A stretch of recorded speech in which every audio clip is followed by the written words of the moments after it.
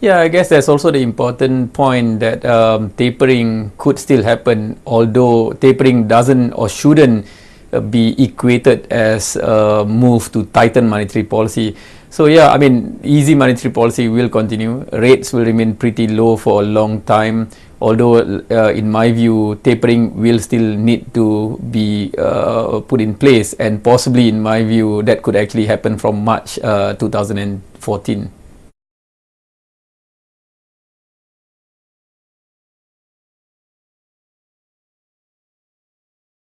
Yeah, those are two very important questions. In the first place, I think Indian rupee has done pretty well since Raghuram Rajan took over at the RBI.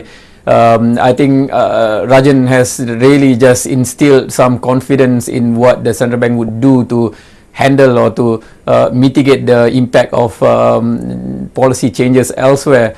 I think importantly as well, fundamentally you get some improvement in current account numbers. But I think the situation remains one where fiscal deficit is still large, current account deficit remains in place, although smaller than initially feared.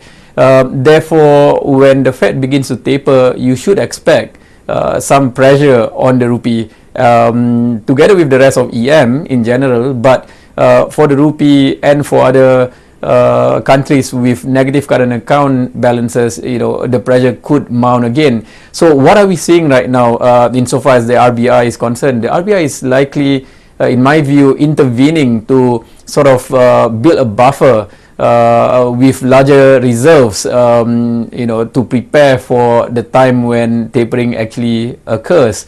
If you look at the last reserve numbers, for example, RBI has bought some reserve in the market, and I think that could be the case again for the next few weeks.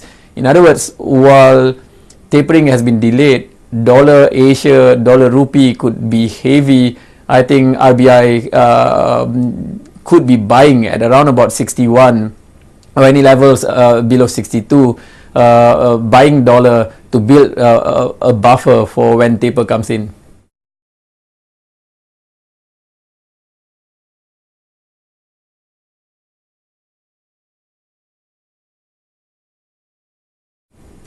Right. Yeah, there has been some level of preparation, both psychologically as well as fundamentally. Like I said, current account in India has improved, for example. But I think that there is a lot more to be done. Current account deficit is a current account deficit. Now, if you think about tapering as a flow in the financial account, then you think through the BOP argument, the balance of payment is one where you get the current account balance plus capital account balance. Now, when the capital account balance becomes negative because money is taken out of India, then you do not have the buffer from current account surpluses like Singapore, for example, and therefore there'll be some pressure. But you're right. I think given psychological preparation as well as fundamental preparation, I think the impact will be lesser. Still, I do expect dollar rupee to go up higher, probably towards 65 should taper happens. And I think the point is that when taper happens and as we lead towards change in the Fed policy bias, then there will be capital outflow.